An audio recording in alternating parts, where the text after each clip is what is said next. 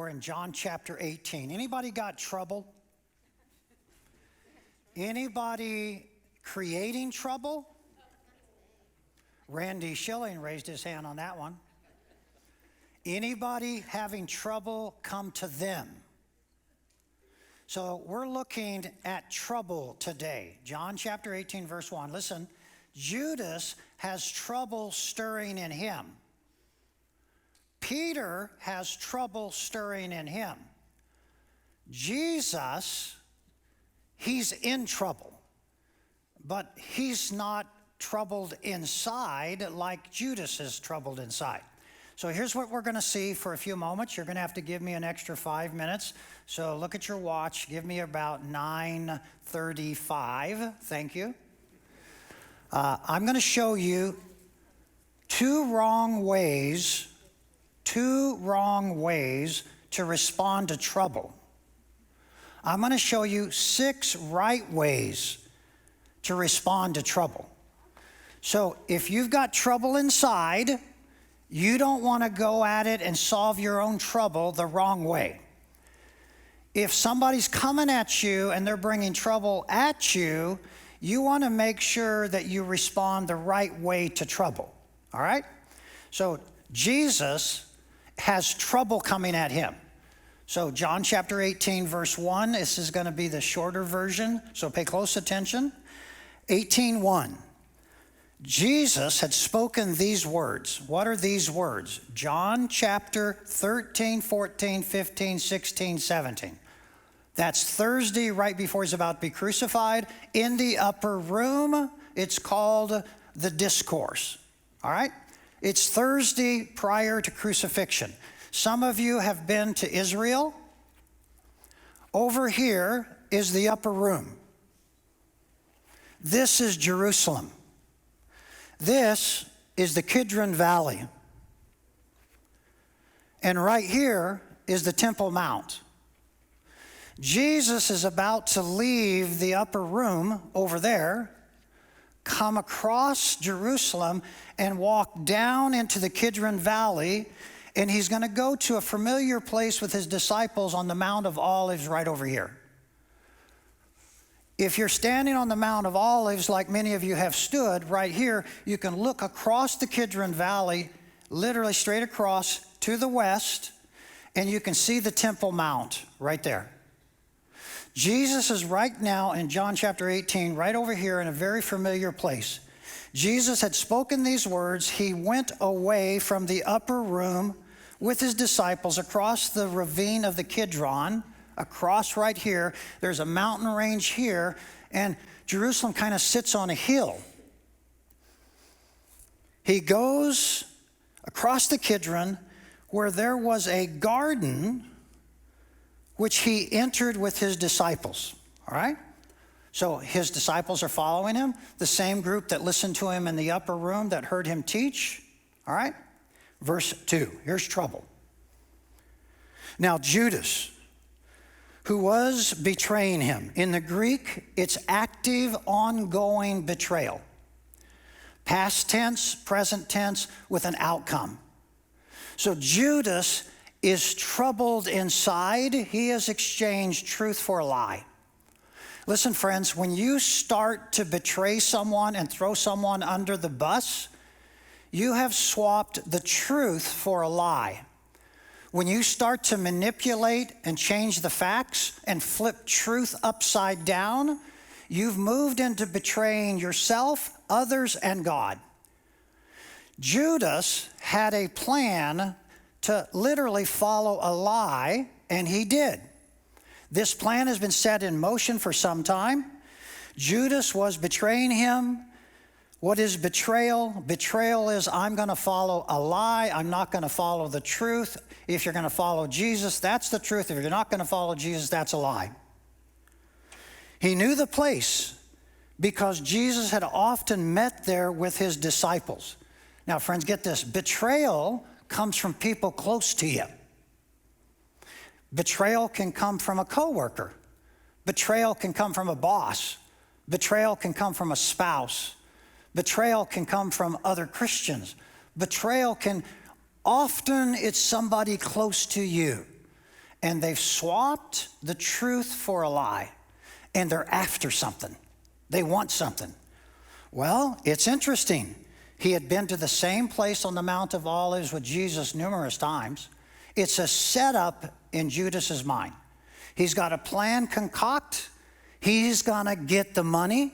He's going to roll Jesus. He's going to flip Jesus, listen to me, for $200-300, modern day cash, about 30 pieces of silver. Look with me, verse 3. Judas, having obtained the Roman cohort, having obtained, past, present tense, there was a plan enacted. Watch this.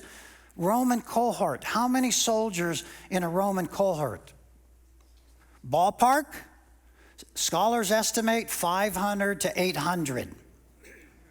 Now, friends, I'm not quite sure there was that many that showed up on the Mount of Olives, but let's just say maybe at least a couple of hundred soldiers.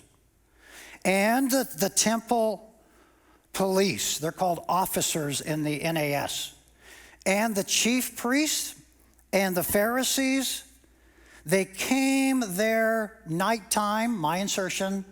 How do I know it's nighttime? Lanterns, torches, and get this, weapons. So this arresting group is expecting a battle. They're expecting a war.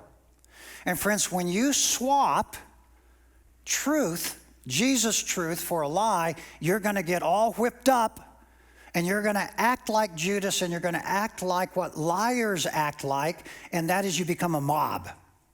And the mob is out to get Jesus. So evil is coming after Jesus. Look at verse 4. Jesus therefore knew all the thoughts, all the things that were coming upon him. He came right out into the open and said to this arresting mob, "Whom are you seeking?" Look with me at verse 5. They answered him, "Jesus the Nazarene." How does Jesus respond? Does he deny it? Does he change the facts? Does he hide? Does he somehow just lie? No. He said to them, I am. I am. All the way back to the Old Testament, that's a self-existing statement by God. I am the Nazarene that you're after. And Judas also, who was betraying him, was standing with them, the mob. He's now flipped to the other side. Look with me, verse 6. Now then, when Jesus said to them, I am he, they drew back and fell to the ground. Now get this. Here comes an angry mob, a violent mob, powerful people, and they think they're coming into battle. And they're after one guy named Jesus, and he comes right out into the open, and he says, I'm the guy you're looking for. And they're taken aback. Not only are they shocked, the guy's honest, but as they back up, they probably push into other soldiers behind them, trip on each other, and they literally, the text says, fell to the ground. Now, some people interpret what I just read there, they drew back and fell to the ground, as being slain in the spirit. Now, ladies and gentlemen, these are not believers. These soldiers, they're anti-God. This is not the Spirit working in a good way on them, okay? So I don't think you can use that verse for that purpose. I think they fell back because they were expecting a battle, and they're just caught off guard. Listen, Jesus is not into fighting. Stay with me. Verse 7. He then said to them again, Jesus said to the arresting mob, whom are you seeking? And they said, Jesus the Nazarene. It's like, don't you get it? Verse 8. Jesus answered again, I told you that I am the one you're after. So if you're seeking me, watch this, Christian, let these men go on their way. Wow, that's beautiful. Verse 9. This took place so that the word which he had spoken, Jesus had spoken in the past, would be fulfilled. Of those whom God the Father have given to Jesus, I will not lose not one. So the disciples, he wants to protect them. Arrest me. Leave my followers alone. You're not after them, arrest me. So he's a good shepherd. He's protecting them. Look at verse 10. Then Simon Peter, since he had drawn a sword, Simon Peter took a sword out of his sheath, and he struck the high priest's slave and cut off his ear. And the slave's name was Malchus. What does Jesus do with that? Verse 11. Jesus said to Peter, put the sword into the sheath. The cup which the Father has given me, am I not to drink it? Verse 12. The Roman cohort, the commander and the officers of the Jewish crowd arrested Jesus, listen to me, and bound him, and we'll see the rest of the story next week. Now, let me give you just a couple of pointers. When trouble is around you, it could be inside trouble. You're exchanging truth for a lie. You do not want to betray God. Don't go down the betrayal track. And you don't want to betray someone close to you. So if the trouble is inside of you, don't betray. Secondly, if trouble is inside of you, don't become violent like Peter. I'm simply saying to you, God is not interested in us literally lying, betraying each other. So the wrong way to respond to trouble, number one, is to betray. Number two is to get violent, angry. Now, if trouble is coming at you and you're innocent, watch this. How does Jesus respond to these guys? May I give you a couple of suggestions? If trouble is coming at you, here's the right way to respond to evil, to trouble. Number one, you got to expect it. It's coming. Trouble is going to track you down. Evil is going to track you down, and you got to start realizing it's never going to go away. There's always going to be somebody who's going to swap the truth for a lie, manipulate, steal, cheat, betray. It's going to come at you. It's never going to go away. Expect it. Number two, expect people close to you to betray you. Expect it. Peter and Judas are close to Jesus, and both of them are not doing the right thing. And Judas knows he's wrong. Peter, put the sword back. Let me give you a third little suggestion out of the text here. Look with me at verse 5. They answered him, Jesus the Nazarene. Jesus said to them, I am he. And Judas also, who was betraying him, was standing with them. When trouble comes to you, here's what you do. You speak the truth in kindness. In our American culture today, we want to immediately lash out verbally at people. Notice Jesus does not lash out negatively, ugly to Judas. He doesn't lash out negative, ugly to the prosecuting mob. He doesn't lash out negatively, ugly to Peter. Ladies and gentlemen, we've got to bite our tongue. We've got to manage our tongue. The tongue is to be a tongue of love. Notice what I said. Speak the truth with kindness. Jesus says, I'm the guy. You're not after the other guys. Take me, which is an amazing act for a shepherd. A lot of us are going through life and we want to rip people apart. Don't do that. It doesn't win anything. You got a neighbor you're witnessing to?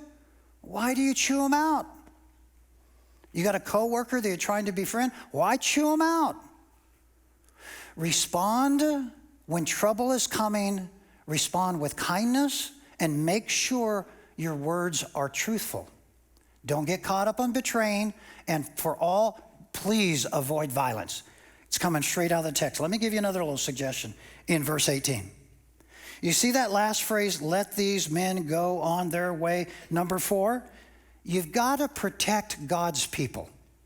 The good shepherd lays his life down, arrest me, I'm ready to go to the cross, but leave my guys alone.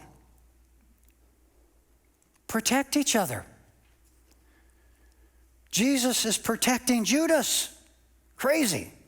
Jesus is protecting Peter. It's crazy. That's what a good shepherd does. A lot of us somehow look at each other as the enemy. Don't betray your spouse. Don't betray close people to you. Don't betray each other. The good shepherd lays his life down and sacrifices. He stands up for the truth. Listen to me, quietly. He speaks quietly, the truth. Why? Because he's not after what man wants. He's after what God wants. And God wants him on the cross. And nothing's going to stop him from getting there. Peter, put the sword down. He almost, it's interesting, he doesn't even rebuke Judas. It's like Judas doesn't even matter. But don't arrest these guys. It's interesting. Protect God's people. Number 5, sacrifice. Jesus sacrifices. He sacrifices. Listen, it doesn't get any better than this. When trouble came at Jesus, he's prepared to lay his life down for you and me. When trouble comes at you, or you're in trouble because you're doing something wrong, you're going to have to turn yourself around and be prepared to sacrifice and follow truth, not a lie. Hardest thing in the world to do. But Jesus did it. And he says, Roger, I want you to be like me. Need be, sacrifice. Don't get violent. Don't get angry. Speak the truth in kindness. It's amazing. Let me give you another little suggestion. In verse 10, Simon Peter, since he had the sword, drew it and struck off the high priest's right ear. When trouble is around you, it's inside of you, it's coming out, or trouble is coming at you. Listen to me. The right way to respond, no violence. No violence. Don't be violent. Don't be angry. If you're in your house, the law here in America says you can defend yourself. Okay. But be careful. Be careful. Every time someone gets violent, usually the problem gets bigger. Those of you with a short temper, a quick fuse, you're ready to do righteous justice. Okay, no violence. All right, raise your hand. Anybody want to, go after, correct all the sin, all of the unrighteousness? You want to go out and you want to take that sword and you want to defend Jesus with a sword? Don't raise your hand. I do. There are times I want to. Ladies and gentlemen, that's not the way of Jesus. Where do you see Jesus taking a sword? You're going to quickly say he took the whip. He did not whip anybody. He cracked the whip. He didn't whip anybody. How often did he take the whip out in his entire life? One time on the exchange, maybe twice, as it relates to those who defiled the temple. But he didn't take it on anybody. He didn't beat anybody. We Christians somehow in America think that we can get violent. I'm gently saying to you, that's not the right way to respond. It's the wrong way. Listen, let me back up. Married couples, I know we frustrate each other, our spouses. I know there are times Diana would like to spank me. I know there are times I would like to spank Diana. Listen, how many of you have children you would like to? Yeah. How many of you have grandchildren? They do the dumbest things. How many of you got friends you would just love to strangle? We all want to get perfect justice our way. I'm gently saying to you, violence usually never is healthy. Now, there may be situations, but I'm saying to you, in America, if you get violent, it's going to end up in the police and in the lawsuit and in the court. You haven't seen trouble till you end up in the legal system. Be real careful about physical violence. Number 7, I save the most difficult to the last. I want you to look at verse 12. It's 10:33. I got 2 more minutes, Paul. So the Roman cohort, the commander, the officers of the Jews arrested Jesus and bound him. Can I suggest to you, when trouble happens inside you and it's coming at you, humbly follow God peacefully. Humbly follow God peacefully. Jesus does not respond with aggression. He doesn't fight evil with evil. He peacefully, I'm the guy you want, tie my hands. I'm not fighting. I will be led away as a lamb to slaughter. A lot of us are living our lives with a double standard. See, we want to do it the way Jesus did it. But in reality, we really want to beat up people. We want to push back. We want to be violent. We want to get things right. Peaceful. Peaceful. Let me pause.